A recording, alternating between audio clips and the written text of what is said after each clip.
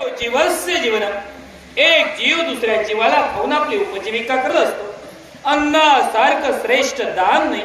आणि तेच दान तुळशीच्या पर्णाकरवी या रुक्मिणीच्या हस्ते घडलं. आणि या तुळशी पर्णातनं लक्ष्मीनं आमच्या मुखातून आमच्या उदरात प्रवेश केला आणि एका तुळशी पत्रानं आमचं उदरभरण झालं.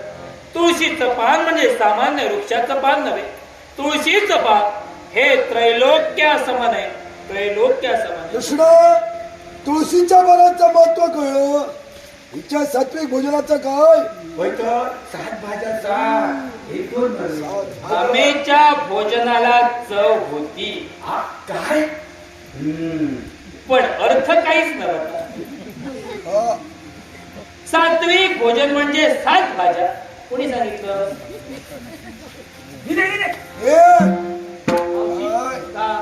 काहीतरी सुधारणा होत म्हणून सांगलेलं आहे, पण नाही. आमे, तू भोजन छान बनलं असतं, पण ते भोजन बनली असताना मनी अहंभाव होता, मनी स्वार्थ होता, मनी मत्सर होता. अहंभाव होता तो श्रीमंतीचा, स्वार्थ होता तो तू भोजन शिजून मला वाढल्यानंतर मी जर का बोलका झालो असेल द्वारकेच्या ठिकाणी तुझ्या लौकिकचा. आणि मत्सर होता तो या रुक्मिणीबद्दल सवती मत्सर होता. भामे, तू कर्म चांगलंच केलंस, पण ते कर्म करत असताना मनात फळाची इच्छा धरलीस आणि म्हणून ते तुझं कर्म सफल झालं नाही. अगं, सात्विक भोजन म्हणजे काय? एखाद्या शिळ्या अन्नाचा कण जरी असला असेल तरी तो मनोभावनेनं शवडशोपचारे मनी कोणताही स्वार्थ न बाळगता दारी आलेल्या याचकाला जर का तो मनोभावनेनं दिला असेल तर ते भोजन थेट देवाच्या चरणी रुजू होतं. आणि त्या भोजनाला सात्विक भोजन म्हटलं जातं. सात्विक भोजन म्हणजे 7 भाज्या नाही. कळलं का? आणि दुसरी महत्वाची गोष्ट, माहेरून आलेल्या व्यक्तीचं ऐकून नवऱ्याच्या घरी जर कशी तांडव करत राहिली, एक दिवस सारं गुंडाळून माहेरी जावं लागेल.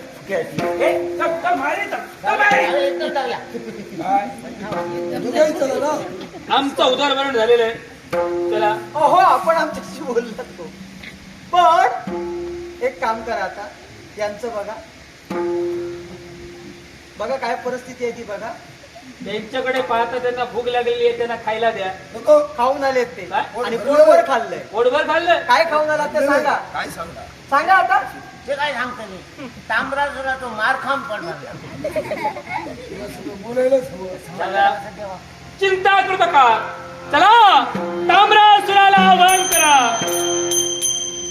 गेले आहेत दादा कुठं? हे घे, तुमच्याशी घाल माझ्या डोक्यात. त्याचा मार खाण्यापेक्षा तू मार. त्यावेळी तुम्ही एकटे होता. आता मी तुमच्या सोय येणार. येणार. येणार. आक्रमण. येणार.